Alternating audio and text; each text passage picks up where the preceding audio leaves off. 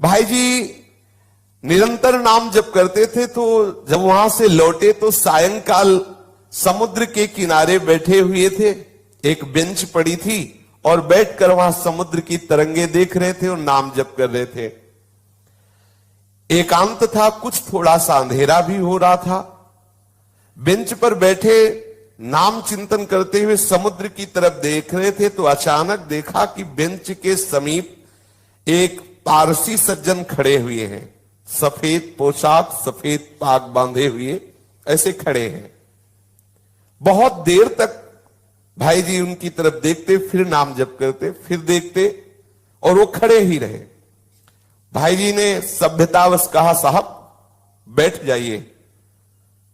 अब वो बोले डरिएगा नहीं। भाई जी ने कहा, मैं क्यों डरूंगा? बोले नहीं, मैं कोई आदमी नहीं हूं, मैं प्रेत हूं।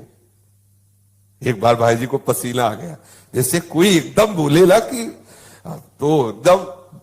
उसने पहले कहा कि आप डरिएगा नहीं, मैं प्रेत हूं। सुनते ही भाई जी के पसीना आ गया। मतलब एकदम अचानक किसी को भी ऐसा हो जाएगा। उन्होंने कहा, डरिएगा नहीं, मैं उन प्रेतों में नहीं हूं जो किसी का अनिष्ट कर सकूं। मेरी हिम्मत नहीं थी कि मैं आपसे बात कर सकता यदि आप ना बोलते।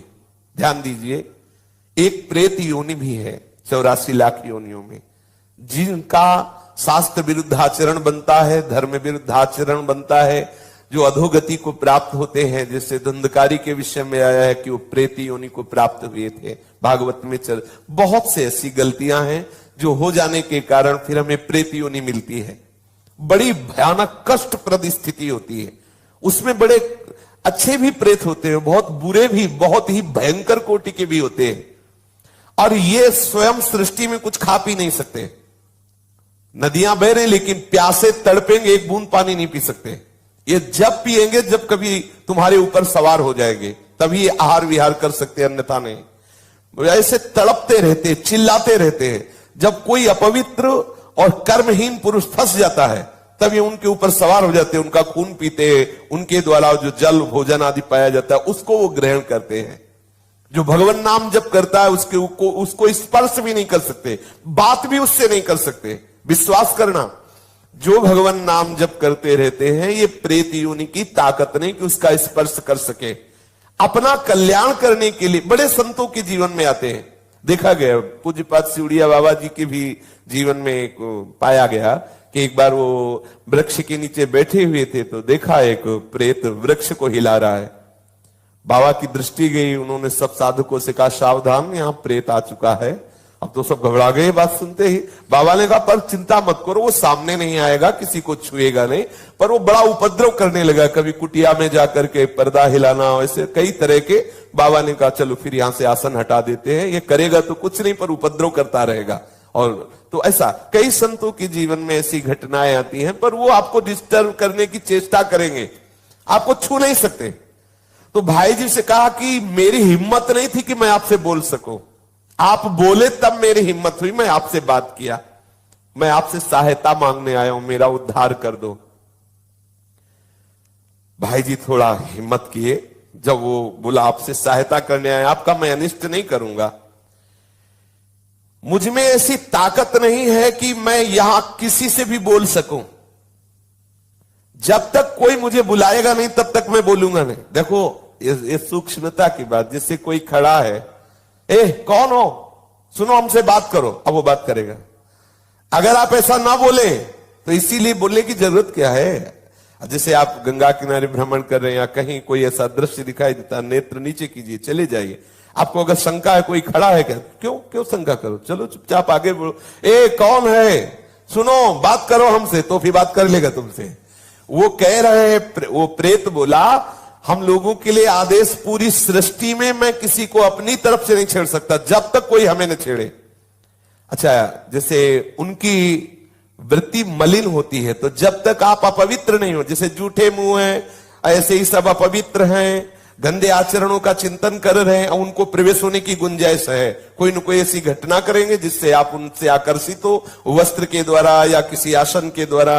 मान लो उनका ऐसा अपवित्र आसन है, अपवित्र वस्त्र है, जिससे किसी भी तरह उनका संयोग होने का है चांस, वो आप में प्रवेश कर जाएंगे। यदि आप नाम जापक हैं, पवित्र रहते हैं, तो कहीं भी भ्रमण करके देखा है, गंगा जी की परिक्रमा जब की तो कहीं भी कोई भी ऐसी घातक क्रिया नहीं। और जबकि जगह जगह स्मशान मिलते हैं, दोपहर में भी रात्रि में भी रुके, कभी ऐसा नहीं, कभी भगवान नाम जापक ऐसा डरे ना, पर अपनी तरफ से किसी से बोलने के लिए नहीं। कोई वस्तु पड़ी हो, कोई पद, ये सब नहीं छूना चाहिए। तुम्हें लगता है कि ये वस्त्र है, ये अटैची है, ये किसी की पर्स है, पता नहीं किस लक्षणों से युक्त है, तुम्हारी हानि कर दे, ऐसा कोई पड़ी हुई वस्तु न छुए, किसी से बोले ना, अपनी तरफ से किसी से वार्ता न करे। ये अगर ऐसे सावधान रहे तो है, प्रकृति में है 84 लाख योनियों में एक योनि, पर कभी ऐसे सहसा किसी को वो आक्रमण करके नष्ट नहीं करते, कोई घबराए नहीं, ऐसा तुमसे बढ़कर वो नहीं है, सबसे बड़े प्रेत तुम हो।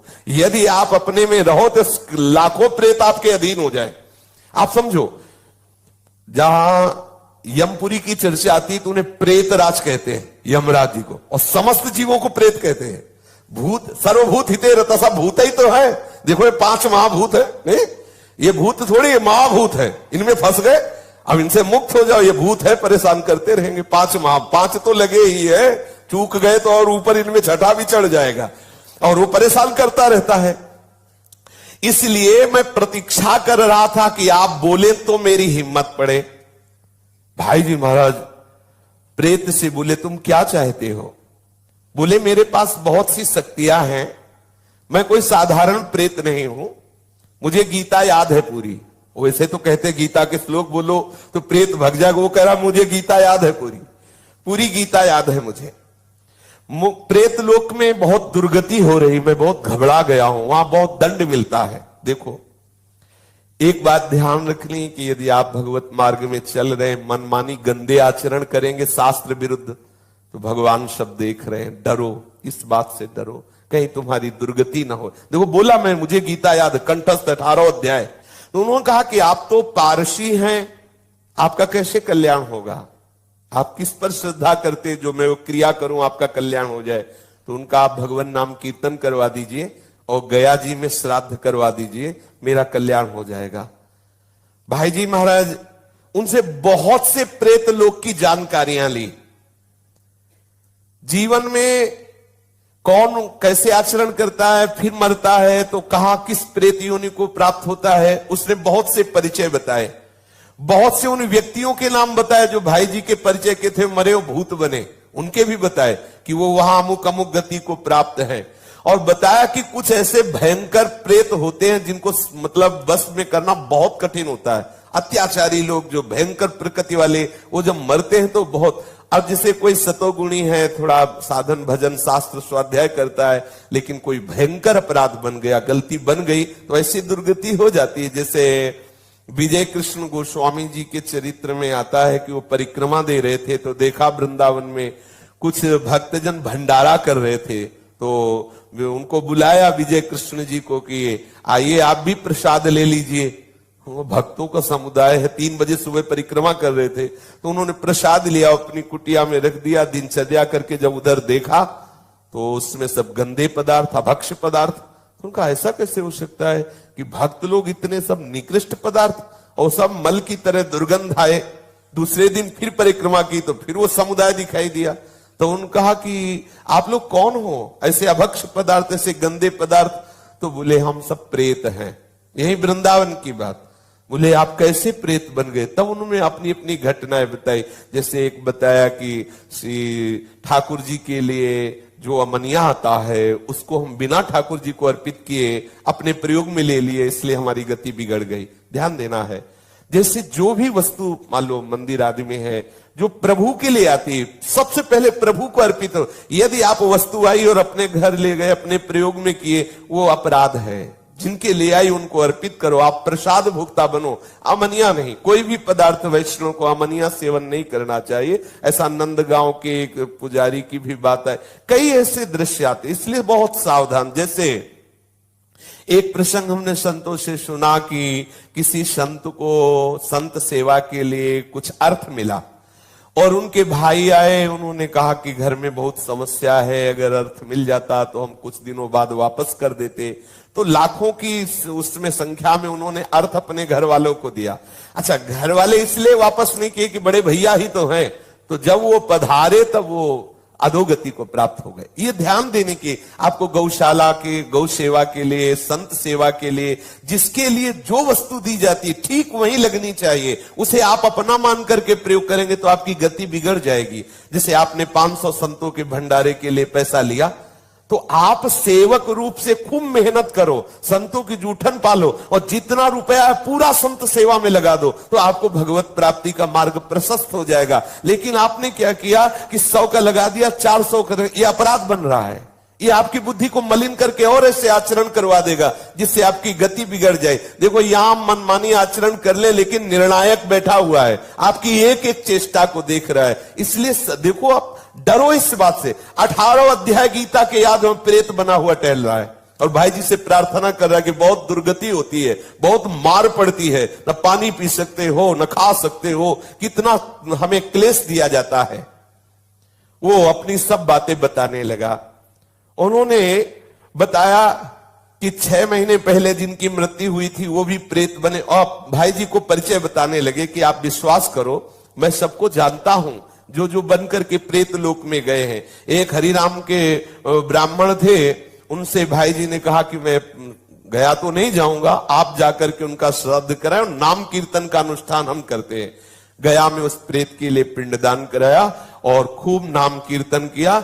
जब पिंडदान और नाम कीर्तन उनके लिए पूरा हुआ तो चौपाटी में ही बैठे हुए तो फिर वो प्रेत आ गया और उसने बहुत अश्रु प्रवाह करते हुए कृतज्ञता से कहा, अब मेरा काम हो गया, मुझे प्रेत लोक से उद्धार किया जा रहा है, मैं आपकी बार बार कृपा मनाऊंगा कि आपने मेरे को दुर्गति से बचा लिया।